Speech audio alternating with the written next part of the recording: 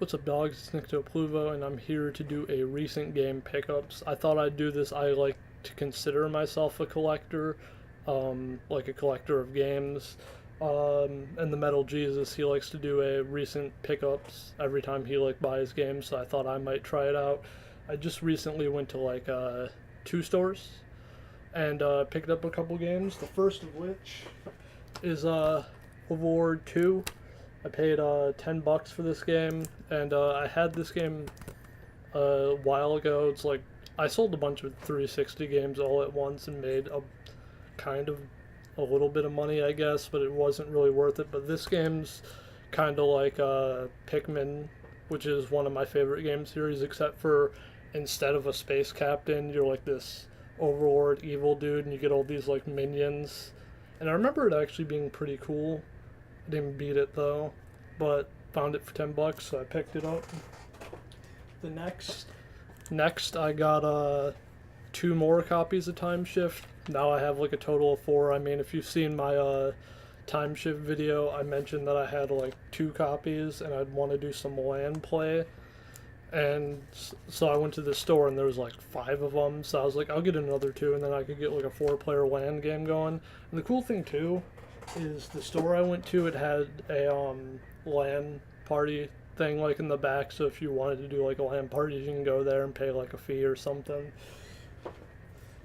Next game I picked up is WarioWare Smooth Moves, and I have WarioWare on the GameCube, and I just recently played it with my friend Demi and Drew, and like it's really fun. If you never played it, it's like it's pretty much like really fast-paced mini games, but they're like really easy to learn. Like for example, like one of them, Wario pops up on screen. Like all of them, you get like 5 seconds, and it's like tuck that gut in or something. You have to like pull your shirt down really quick, but if you pull it too hard, he rips his shirt, and you have to just like cover your chest for a second, and then you win. And then there's like other ones where like you throw a basketball in a hoop. There's one where it's like twirl the spaghetti and you just do that really quick. But this is the Wii version, so I imagine this probably got some like motion controls in it.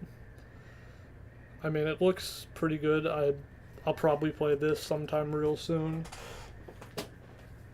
Next is a game I've been looking for a little while, and I only found 1 copy at the store and I immediately picked it up. It's called Mushroom Men: The Spore Wars, and like this game's like sealed, but I feel like they just resealed it. Anyway, this game's like you're like these little mushroom men. You're like, I really like games where like you're like small, like in a normal people world, like Pikmin. And this one, you're like these little mushroom men, and you have like weapons made out of like everyday objects. I forget what they like all the weapons are, but I know there's like some where you got like a thumbtack or something like that, and like they're just the weird weapons and whatnot. And like I don't remember the plot of it exactly, but it was really fun. It was one of those games I sold all at once, but now I got it back, so that's cool. Next up is Worms Blast on the GameCube. I really love the Worms games. As you could probably tell, I got a couple Worms WMD videos on my channel, but this one's like it's a puzzle game, I believe. Yeah, it's like a puzzle worm game. So, and I don't have any Worms games on the GameCube. I think there's only this one right here, and then there was Worms 3D, which I mean, I'm not really a fan of the 3D Worms games as much as the 2D ones, but that one would be cool to have too, but now I got this one. Next up is a game that I know my friend Das Moosemeister, he probably likes. I know he likes the Hitman games, Hitman 2. I know he likes Blood Money, but I mean, he's probably played this one before. But yeah, I picked it up. Should be a fun game. It's only like $8. That was that pile was just like stuff I got from like the first store. This the second store I went to. This is weird. I found like a I saw this game and immediately like I didn't know what it was, but I thought like in theory it sounds like really cool. So apparently the Blues Brothers have a game. It's called the Blues Brothers 2000 for the N64, and like it was relatively cheap. I was like, why not? The Blues Brothers has the game. Let me check it out. I also picked up this is a real old game. Picked up Centipede for the Atari 2600. This one was like cheap too. The weird thing is, I like my mom had an Atari 2600 and I like found it, but I didn't have a TV to hook it up to for like the longest time. And then like when I like went online, found like a part you could put in like an HD TV, and then like I ordered it off Amazon. And then like once it came in, I got it. It worked, and then I started playing a bunch of games. Then I went to like this trade center, and like I was like looking for a bunch of Atari games, and like this is one you'd expect to be there, and they had like an assload of like games, and this is the game you'd expect to be there, but this was like the only like popular Atari game I didn't find.